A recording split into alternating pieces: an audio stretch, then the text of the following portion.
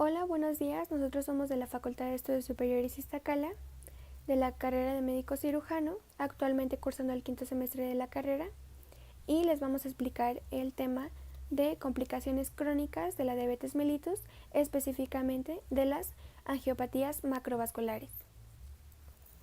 Andy Lugo y yo les voy a hablar sobre la enfermedad cerebrovascular isquémica. Para empezar, debemos de saber que esta va a ser una de las complicaciones macrovasculares de la diabetes mellitus. Se le conoce como un conjunto de afecciones caracterizadas por un déficit neurológico que va a ser de inicio súbito, secundaria ya sea una oclusión total o parcial de una arteria cerebral, aunque la guía de práctica clínica lo define como un síndrome clínico que va a ser caracterizado por el rápido desarrollo de ciertos signos neurológicos que van a ser focales y que persisten por más de 24 horas sin otra causa aparente que el origen vascular.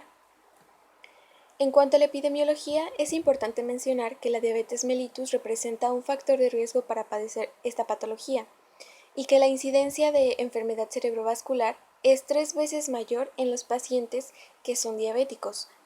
Además, como sabemos en la diabetes mellitus, es fundamental la presencia de una hiperglucemia y esto precisamente también está asociado con el accidente cerebrovascular y es una de las causas más comunes, pero que es potencialmente tratable. Es importante decir que mantener los niveles de glucosa en sangre, los niveles de colesterol y una presión arterial dentro de los límites normales resulta de vital importancia para prevenir ciertas complicaciones. Y bueno, la suma de distintos factores de riesgos como la diabetes, la hipertensión, presencia de dislipidemias, cardiopatías o síndrome metabólico, pues aumentan las complicaciones cerebrovasculares en el diabético y a su vez pueden producir un deterioro cognitivo. Además, la diabetes a través de diversos mecanismos van a ocasionar ciertos cambios en las arterias que hacen más susceptibles a pues sí, más susceptibles a la aterosclerosis. Por ejemplo, los principales mecanismos que interfieren en esto son la resistencia a la insulina, una disfunción endotelial, la dislipidemia por niveles anormales de triglicéridos, una inflamación crónica y también pues la presencia de una hipercoagulabilidad. Podemos clasificarlo según dos subtipos. El primero sería el isquémico, que pues es causado por un bloqueo sanguíneo y bueno, este es el ictus más frecuente y es el responsable del 80% de los accidentes cerebrovasculares. También está el hemorrágico, que como su nombre lo dice, pues es causado por un sangrado. Además, también es importante decir que la mayoría de los accidentes cerebrovasculares se presentan en aquellos pacientes que son mayores de 65 años y también podemos clasificarlo de acuerdo a los efectos que tiene. Por ejemplo, pueden ser leves o graves o transitorios o permanentes. En cuanto a las manifestaciones clínicas, las más comunes que se pueden presentar es la disfasia o afasia, que la importante diferenciación entre una y otra justamente es que la disfasia pues es una pérdida parcial a comparación de la afasia que ya es una pérdida total. También la presencia de amaurosis, diplopía, vértigo, ataxia, hemianopsia o cuadrantanopsia, de acuerdo de la zona que esté afectada, una pérdida súbita del estado de alerta y una afección motora y sensitiva contralateral al hemisferio dañado. Para el diagnóstico, es importante realizar un examen neurológico que esté enfocado a corroborar la localización anatómica de la lesión isquémica y el territorio vascular afectado. Las alteraciones del estado general también de la conciencia, que nos podemos basar en lo que es la escala de Glasgow. Y bueno, es importante mencionar que existen otras escalas pronósticas de riesgo que nos pueden ayudar a, a prevenir de acuerdo a ciertos caracteres que se evalúan, pues cuál es el riesgo de presentar una enfermedad cerebrovascular y qué tanto riesgo se tiene. También pues es importante realizar un interrogatorio y una exploración física orientada a la patología que estamos pues teniendo, en este caso que serían anormalidades neurológicas, también nos podemos basar de ciertos estudios de imagen, por ejemplo, una tomografía axial computarizada o una resonancia magnética. Estas con la finalidad de poder diferenciar de qué tipo de accidente cerebrovascular se presenta, es decir, si es de origen isquémico o hemorrágico, y de acuerdo a esto saber qué medidas o cómo debemos de actuar. También podemos observar pues, zonas de hipodensidad o hiperintensidad respectivamente. Otro estudio que nos puede ser muy útil y que es poco invasivo, pues es la realización de un ultrasonido Doppler transcraneal, que pues esta va a ser una técnica muy útil que nos va a ayudar o nos va a permitir evaluar la velocidad y la dirección que tiene el flujo sanguíneo que va hacia, en este caso, las arterias cerebrales. Nos va a proveer cierta información que va a ser rápida y precisa sobre el territorio que está afectado y de acuerdo a esto, pues saber de qué manera actuar. Además, para el tratamiento farmacológico debemos de preguntarnos cuándo y cómo se debe de tratar esta enfermedad en pacientes que ya tienen o que ya padecen diabetes mellitus. Esto con la finalidad de controlar de una manera temprana, agresiva, con la finalidad de prevenir el inicio, la recurrencia y una progresión hacia un evento agudo. Y bueno, es importante mencionar que todos los pacientes con diabetes y una enfermedad cerebrovascular deben de recibir el mismo tratamiento que se recomienda para los pacientes sin diabetes mellitus. Entonces, basándonos en esto, en la guía de práctica clínica nos presenta un diagrama de flujo justamente para el saber cómo actuar dependiendo del estado del paciente. En este caso, si se sospecha de una enfermedad vascular cerebral, pues vamos a realizar el interrogatorio y la exploración física. A su vez, teniendo la sospecha, vamos a realizar la tomografía y la resonancia y de acuerdo si se confirma o no el diagnóstico, pues vamos a diferenciar si es isquémico o hemorrágico y de acuerdo a esto vamos a iniciar un manejo de sostén o la valoración de una cirugía. Por ejemplo, en el caso del manejo de sostén sería la RTPA, que lo menciono en un momento más, pero para esto debemos de tener presentes cuáles son las indicaciones y contraindicaciones. En el caso de que realmente esté indicado, pues se va a seguir el procedimiento hacia una trombólisis, hacia una vigilancia de posibles complicaciones que se pueda presentar y también un tratamiento de sostén.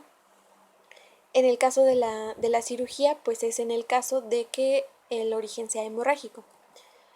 Entonces, la RTPA van a ser los activadores recombinantes del plasmínogeno tisular. Este va a ser el tratamiento temprano y específico. Y bueno, va a ser de forma intravenosa y se debe de administrar antes de las 3 horas de iniciado los síntomas o el evento cerebrovascular. Este va a incluir lo que es la alteplasa, la reteplasa y la tenecteplasa. Como mencioné, debemos de tomar en cuenta ciertos criterios de inclusión y exclusión. Por mencionar algunos de la tabla que se presenta, pues están aquellos sujetos que presenten un cuadro clínico que sea muy leve, esto con ayuda de la escala de Mies, que tenga convulsiones o una cirugía mayor de semanas previas, ingesta de anticoagulantes en mujeres embarazadas, por ejemplo. Y bueno, también se puede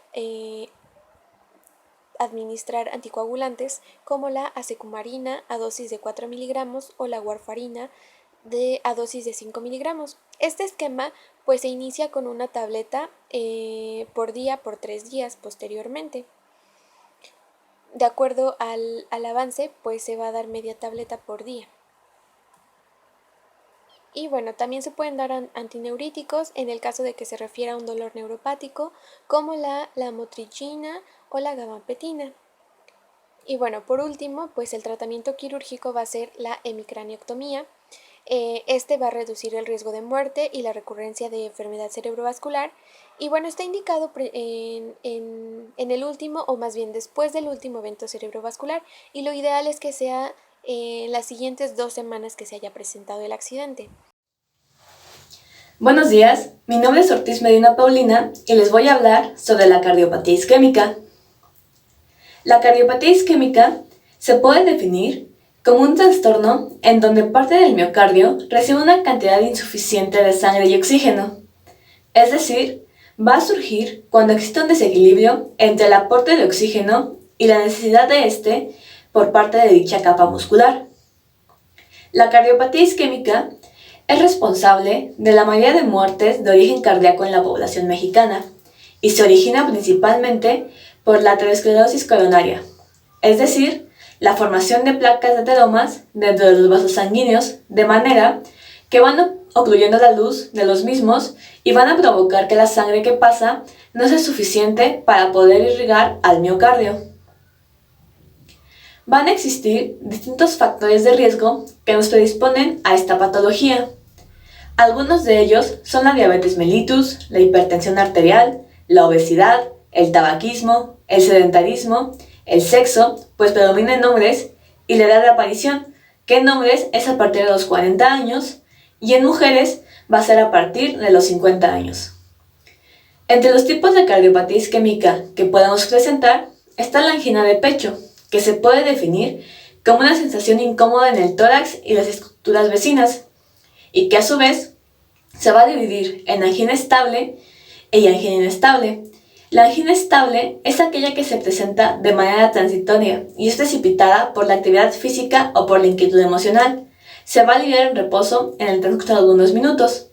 La angina inestable es aquella en la que aumenta la frecuencia y duración de los episodios anginosos y que ocurre con un esfuerzo físico menor o bien en reposo, y a menudo suele evolucionar a un infarto si no se trata a tiempo. Por otro lado, está el infarto agudo del miocardio, que es una región de necrosis miocárdica y que suele derivar de la formación aguda de un trombo en un punto de estenosis aterosclerótica coronaria. El cuadro clínico de la angina de pecho se caracteriza por un dolor opresivo retroesternal que puede o no irradiarse al brazo y a la mandíbula del lado izquierdo y que desaparece en reposo o con nitroglicerina y tiene una duración menor a 10 minutos. Por otro lado, el cuadro clínico del infarto aparece durante el reposo con un dolor retroesternal que suele irradiarse al brazo y mandíbula izquierda y que se acompaña de síntomas como las náuseas, el vómito, la sudoración intensa y la sensación inminente de muerte. Puede asociarse o no a la pérdida de la conciencia y no desaparece ni en reposo ni con nitroglicerina. Además, su duración es superior a los 10 minutos. El diagnóstico se realiza mediante diversas pruebas de laboratorio. El electrocardiograma es la principal. Durante la angina de pecho se va a mostrar una onda T más alta y con terminación en punta, o bien una onda T invertida. En el infarto agudo del miocardio existe la presencia de una onda Q patológica, que es aquella cuya intensidad es mayor a 0.04 segundos y su profundidad es mayor a 2 milivolts. También se puede realizar una prueba de esfuerzo para registrar en el electrocardiograma en qué parte del corazón está el problema. Sin embargo, esta está contraindicada con cualquier comorbilidad grave que ponga en riesgo la vida del paciente. El uso de la arteriografía coronaria permite ver el grado de estenosis o taponamiento de las arterias coronarias. Durante el infarto, es recomendable medir las troponinas cardioespecíficas al inicio y durante las siguientes 6 y 12 horas. Por último, es recomendable realizar una radiografía de tórax en aquellos pacientes que tengan sospecha de edema agudo del pulmón. El tratamiento farmacológico para la angina de pecho se va a dividir en 3 fases. La primera es durante la presencia del episodio agudo. Aquí se va a administrar 0.4 miligramos de nitroglicerina vía sublingual cada 5 minutos en un máximo de 3 dosis, o bien se va a usar ácido acetilsalicílico en una dosis de 160 a 355 miligramos. La segunda dosis es para la prevención de episodios isquémicos. Aquí vamos a emplear betabloqueadores como metoprolol o bloqueadores de calcio como el verapamilo. Por último, para la prevención de eventos cardíacos agudos se recomienda el uso de antiagregantes plaquetarios como el ácido acetilsalicílico, el uso de estatinas como la atorvastatina y el uso de IECAS como el venlafaxine. Para el infarto agudo del miocardio es útil recordar la menotecnia mona, que es morfina de 4 a 8 miligramos en infusiones cada 5 a 15 minutos, oxígeno de 2 a 4 litros por minuto, nitroglicerina en dosis de 0.4 miligramos si no hay hipotensión y aspirina en 325 miligramos. Para el tratamiento no farmacológico hay que indicar al paciente una dieta hipocolesterolémica, moderación en el consumo de alcohol, suspensión total de tabaco y que realice actividad física de manera constante. Por último, en caso de que el paciente requiera una revascularización, esta se puede realizar mediante una intervención coronaria percutánea. Aquí se va a usar stents o se puede realizar mediante una cirugía de revascularización. Hola, buenos días. Mi nombre es García Cruz Claudia Yasmín y yo les voy a explicar el tema de pie diabético. Dentro de la definición tenemos que, de acuerdo a la OMS, el pie diabético es una infección, una ulceración y o destrucción de los tejidos profundos que va a estar relacionada con las alteraciones neurológicas y los distintos grados de la arteriopatía en las extremidades inferiores. En la epidemiología vamos a tener que a nivel mundial cada 30 segundos se amputa alguna parte del miembro inferior y esto va a ser a causa de la diabetes mellitus tipo 2. Vamos a tener que 7 de cada 10 amputaciones de una pierna se realiza en pacientes diabéticos, el 85% de las amputaciones son prevenibles y en la población general del 15 al 25% de los pacientes diabéticos tendrán una úlcera en el pie en algún momento de su vida. Vamos a tener que cada año 4 millones de personas tienen una úlcera por pie diabético. Dentro de la etiopatogenia vamos a tener 3 factores principales que se van a ver implicados en la aparición de las lesiones a nivel de los pies.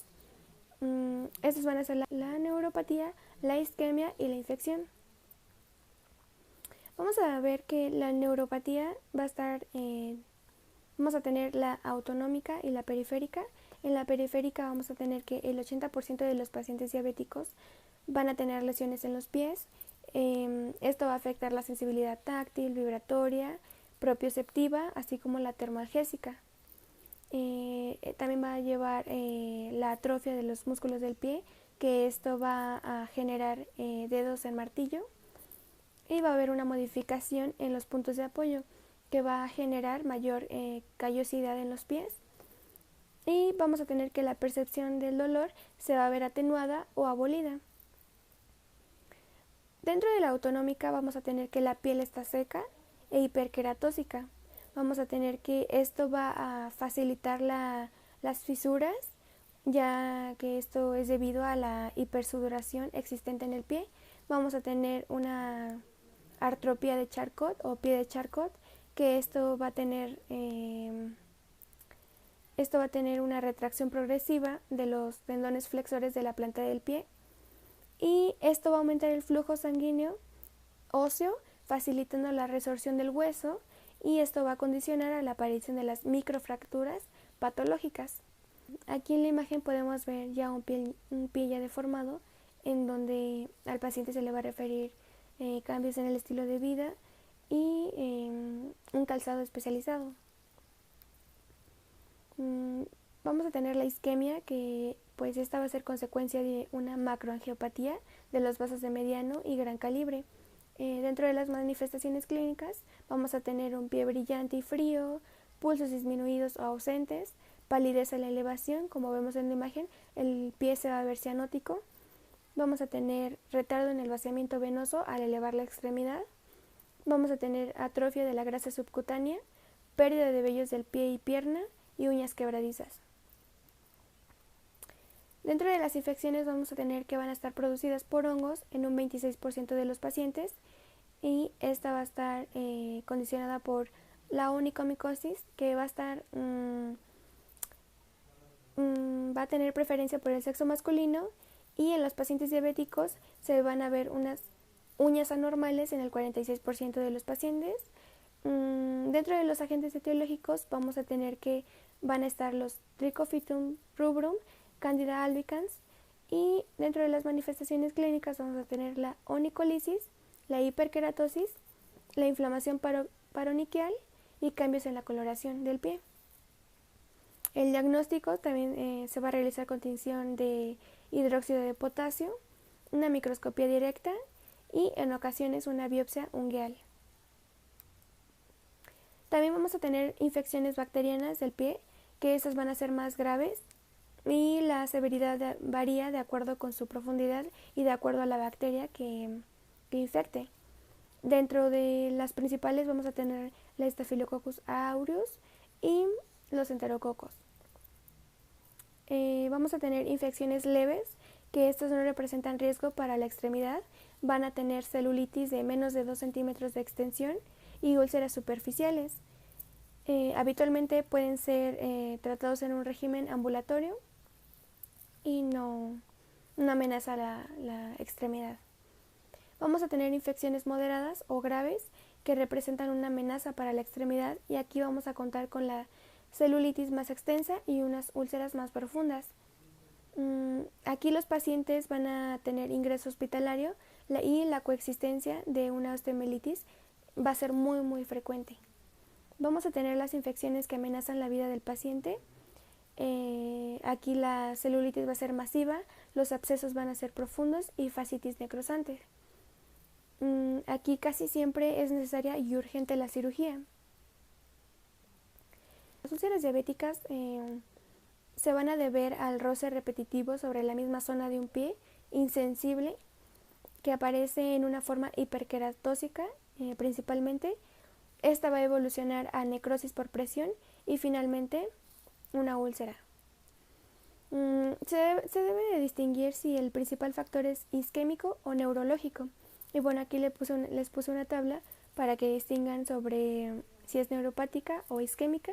Ya podemos ver la edad, la piel, los pulsos, la sensibilidad, el pronóstico, el dolor, entre otras. Dentro de la clasificación tenemos la clasificación de Wagner, que esta nos la clasifica en grados. Vamos a tener el grado 0, que la lesión va a ser ninguna o solamente va a haber un pie de riesgo. Las características van a ser callos gruesos, cabeza de metatarsianos prominentes, dedos en guerra o en martillo, deformidades óseas, y en el grado 2 vamos a tener úlceras superficiales. Aquí vamos a tener la destrucción del espesor total de la piel. En el grado 2 vamos a tener úlceras profundas y aquí van a penetrar la piel grasa subcutánea, los ligamentos, pero sin afectar el hueso, y aquí va a estar infectado.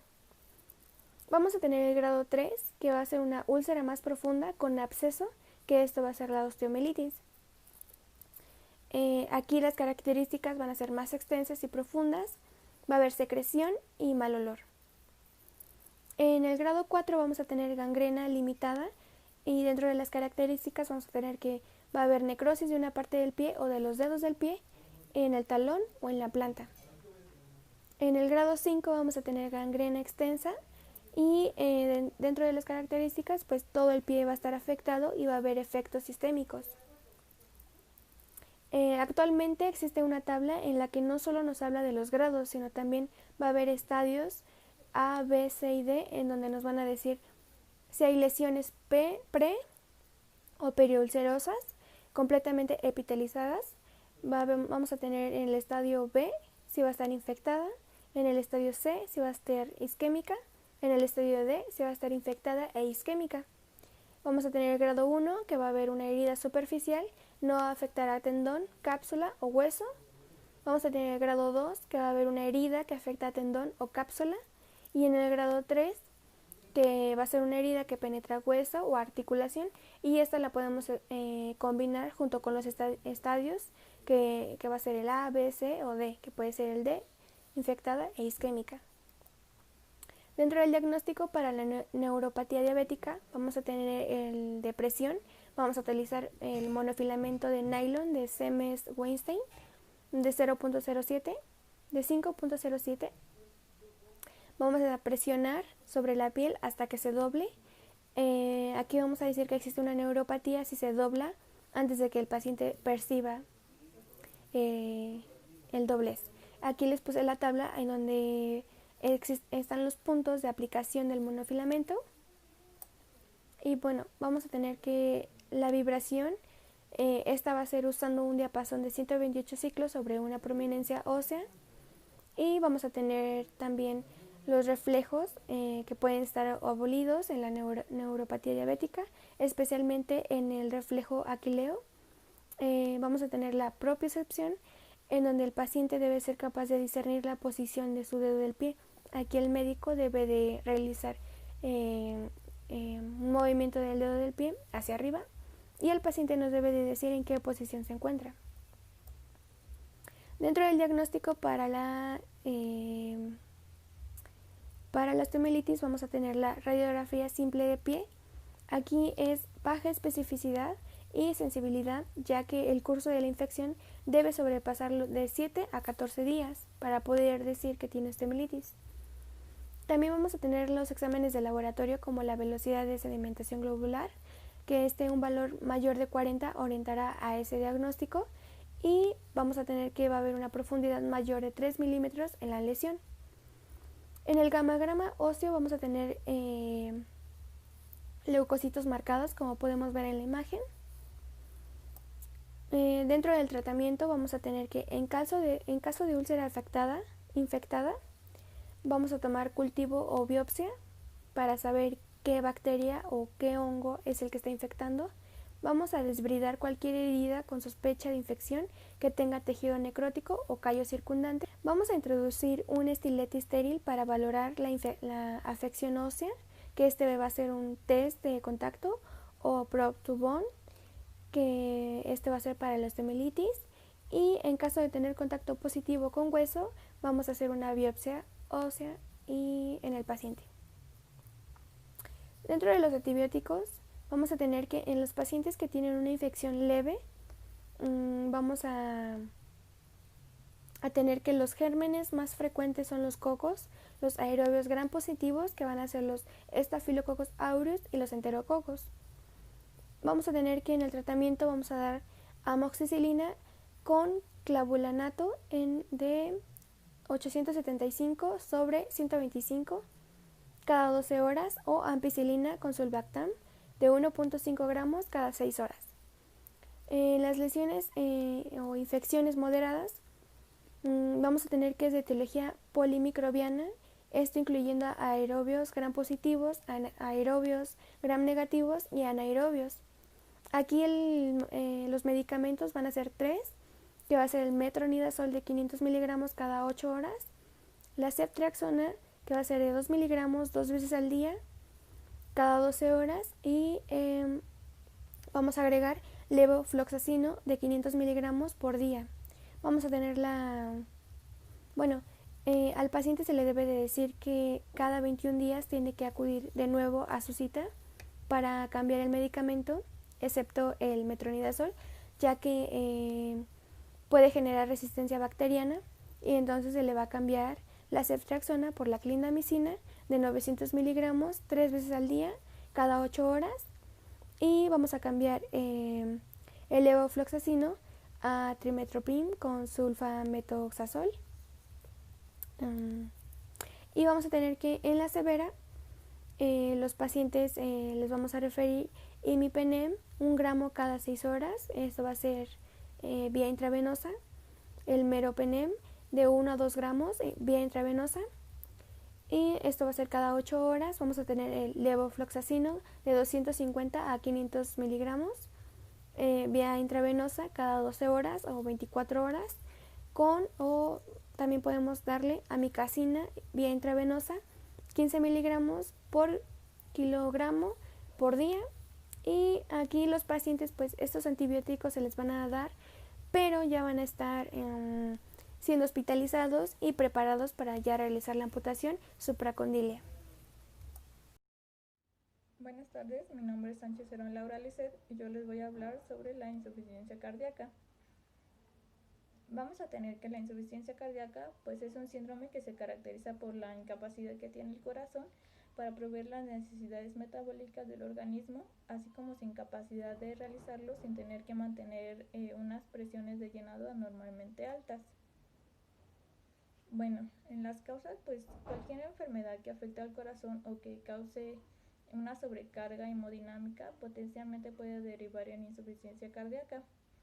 vamos a tener que la cardiopatía hipertensiva pues es la causa más frecuente de insuficiencia cardíaca y se estima que la hipertensión arterial pues es responsable del 39% de insuficiencia cardíaca en hombres y 59% en las mujeres. También hay algunos otros factores importantes como pueden ser los tóxicos, en donde encontramos el tabaquismo, el consumo de drogas como la heroína y cocaína.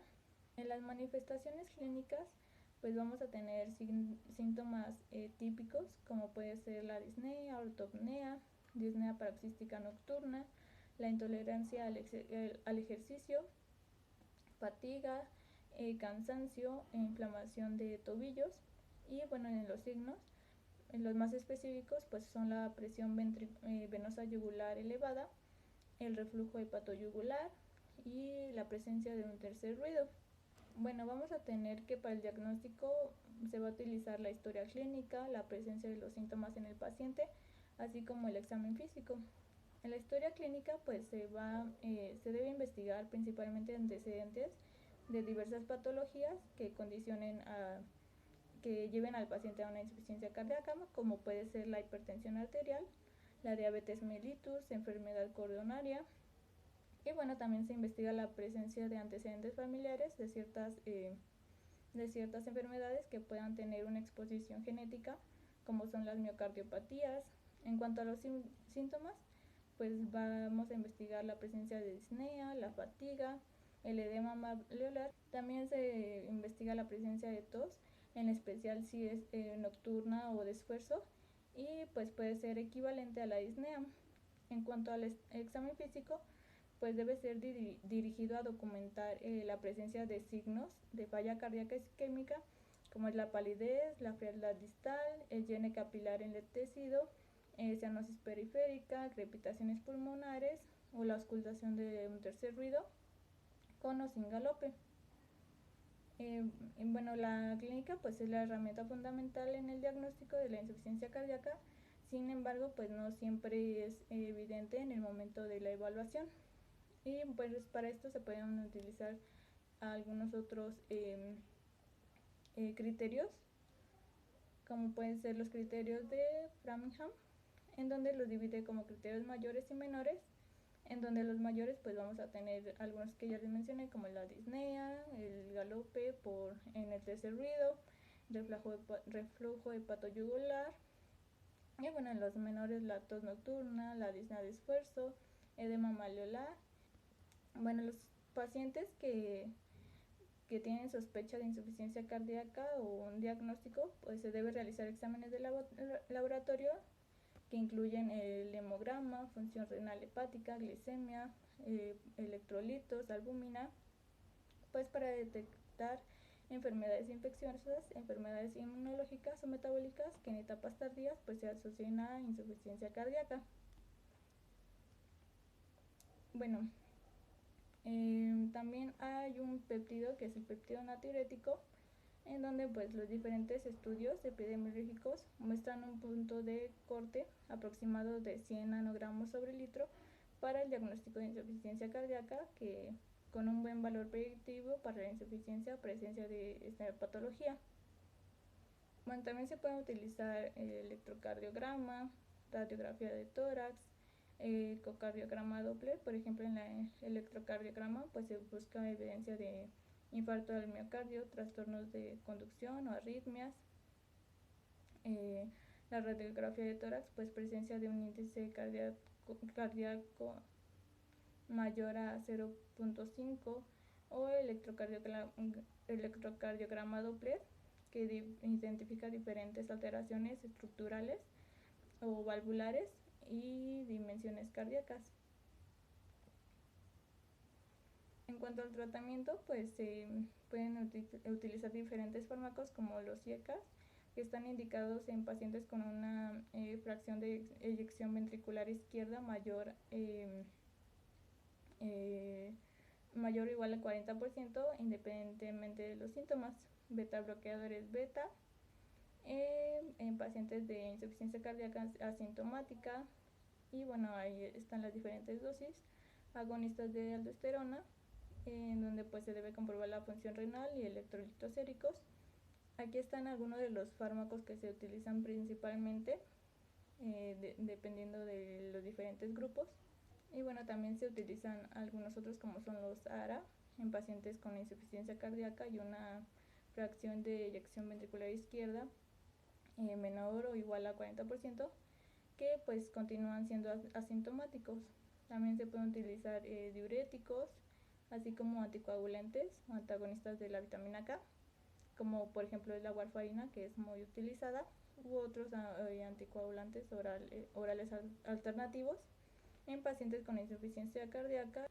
También hay otros diferentes dispositivos y cirugías disponibles, los cuales pues ya van a ser utilizados cuando los fármacos anteriormente mencionados no surgieron el efecto esperado o la insuficiencia cardíaca pues ya está en un nivel aún más avanzado, como puede ser la cirugía de válvula aórtica, el bypass aortocoronario, la cirugía valvular mitral, marcapasos o un trasplante cardíaco.